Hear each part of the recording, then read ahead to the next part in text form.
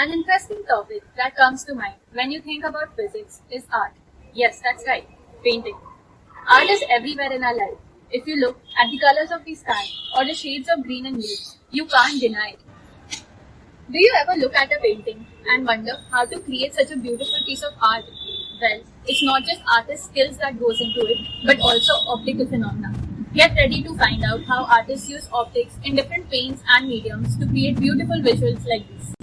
Optical phenomena such as reflection, refraction, scattering, and absorption determine to a great extent how we interpret a painting.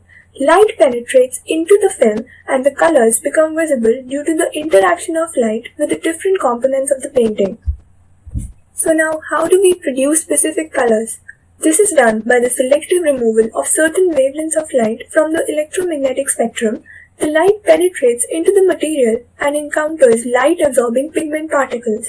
A photon transfers all of its energy and is absorbed from the light beam.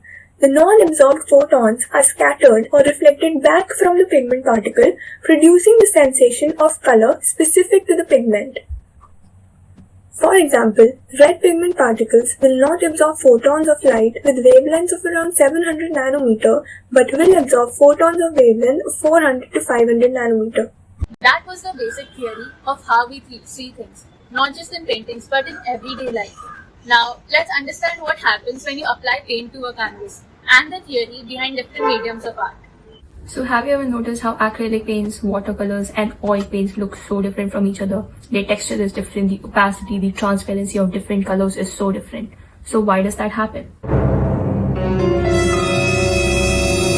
To understand this, we break the paints down into three components: the pigments, the binders and the vehicles.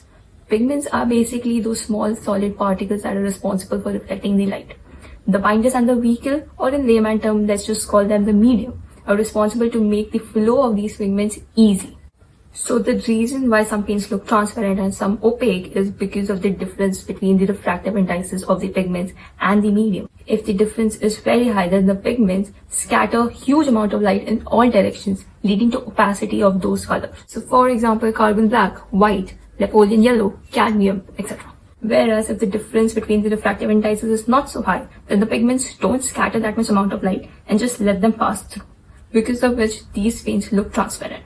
For example, permanent rose, ultramarine blue, burnt sienna or sap green and many others. But this is not it. We can actually just change the medium to make opaque paints into transparent paints. For example, if we take a higher refractive index medium like linseed instead of lower refractive index medium like water, then the difference between the refractive indices is not so high, because of which these paints can actually become transparent. So consciously or subconsciously, everyone uses this concept of refractive index to make aesthetic paintings. We have now seen how paints appear different in different mediums. Just the different chemical components in paint can make so much difference in the final result. An interesting concept of art is varnishing. It is not just used to provide a protective layer but also to give a glossy or matte finish on the painting. We will see the science behind varnishing and let the magic of varnish unfold.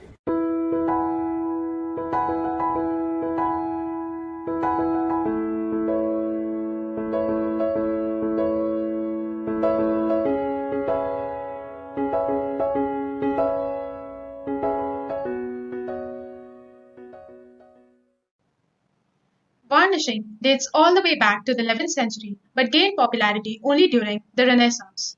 Varnish helps artists achieve certain aesthetic goals as well as protect their paintings. To understand how varnish alters the appearance of paintings and enhances them, we have to analyze the physics behind it. Over time, as oil paintings dry, they begin to appear dull. This happens because the oil seeps into the canvas and the pigments are left behind, resulting in a rather rough surface. Due to this, the reflections occurring at the paint film will be diffused, making the painting appear dull. This is where varnishing comes into the picture. Varnish typically has a refractive index of approximately 1.5, and paint layers have approximately 2.5. And as we all know, air has a refractive index of 1. The light that is incident on the varnish-air interface undergoes reflection as well as refraction.